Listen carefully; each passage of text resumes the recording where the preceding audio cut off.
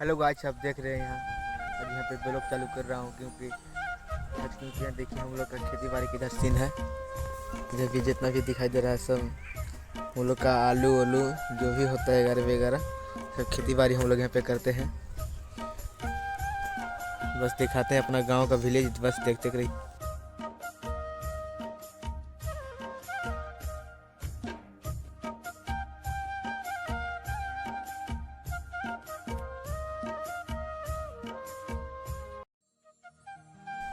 ये सब मेरा गांव रहा है, छोटा मोटा गांव से मैं बिलोंग करता हूँ। आप सब देख रहे हैं